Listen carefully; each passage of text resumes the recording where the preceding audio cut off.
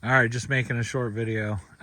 I moved the cows down into this other section. This is at the bottom of the creek. This we didn't get really mowed down with a bush hog. Still, the ground's fairly firm, but the tractor just ruts it up too bad. So we're just putting the cows in there. I ran them through here once earlier and threw some hay in. Put them in here yesterday. There was quite a bit of grass, but it's a pretty big spot. It goes over on behind all those willows. That's where the creek runs, and then it's all grass in there too. So back in there, I just couldn't leave them in there anymore. I felt like they were not going forward. Went in and mowed it to the ground, and we're gonna see what it does in 30-45 days. We don't have any rain coming, so that's why I'm trying to get this grazed down. The ground is moist in here, so it's not gonna, we'll get a good regrowth out of this. I'm just trying to keep them out of the pasture up at the top for as long as possible, because with no rain and they take it down too far, it won't recover. So if I have to feed hay, I can feed hay in the spots that are not great or not even very good. And it's not the end of the world. I'd rather feed hay here than somewhere where the pasture is really good, just because of the animal impact in that spot. It does great to re-stimulate, but I don't need to re-stimulate a lot of it, so I would rather get these areas down here going better.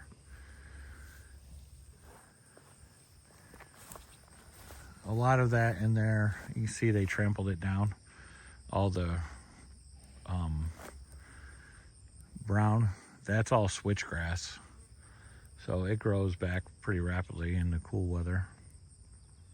And they actually really seem to like these willows, which I'd be happy to have the willows, a lot of them gone. They're beaver fodder, and trying to keep the beavers concerned with not living here. So just a short video.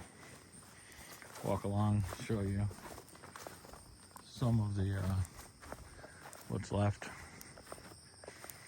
This is the spot where I used cows to be able to actually get in to find the small dams in the creek, so I could start breaking it up, sending the water that direction to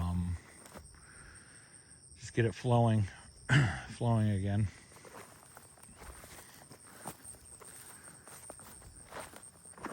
You can see where they were in the spring and they trampled it. It was approximately, I'd say 7 feet tall. Some of it still is. You know, some of the stuff standing over there, good seed head on it. I don't really expect, great production out of this, but it's a nice spot to have open back up, be able to use it like a buffer. In the spring and fall, this is inaccessible because the creek it'll just be wet. It'll be way too wet. I mean, we haven't had rain in 2 weeks, and you can see, probably if I zoom down in there, the ground is still pretty moist. So these are like, I guess you'd call them lowlands. Doesn't drain well, but it's a great spot to be in the middle of August with no rain coming. So I don't know, we'll keep them in here probably a couple more days. Every day that we can keep them out of pasture area when it's dry is a plus. If the pasture hadn't been mowed, which I didn't want it mowed, we kind of wouldn't be in this boat. But like I said before, it's not my property, and I don't know. I guess I wouldn't want that the pasture would look sort of like that after the cows go through. Not everything's trampled. I don't have the amount of animals to get that accomplished. So we work with what we have. All right, if you like this video, hit the thumbs up, subscribe. More videos coming on how to rejuvenate poor pastures. But we're getting there. I think we'll get there. Some rain right now would be helpful for that back there. I mowed that right to the ground as close as I could because of the brush stubble that was starting to make a comeback. So, and in here, you know, this is the spot we ran the cows through too. You can see this is just garbage. But give me 12 months when we revisit these. We'll keep revisiting them, but in 12 months we'll come back here and we'll see all kinds of different beneficial plants growing by just running cattle across it. Feeding hay. Hay's got, that's why I like to find weedy hay. A lot of weeds are not really weeds. When I buy hay, I look to make sure there's at least something in there that I recognize as a broadleafed weed. That way I know there's going to be some clover seed in it.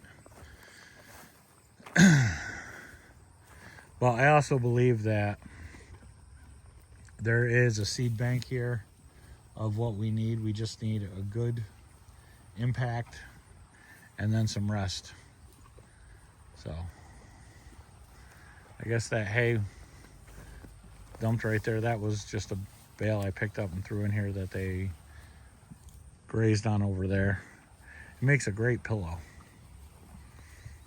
If you like hay pillows, hit the thumbs up and subscribe. Thanks, have a nice day.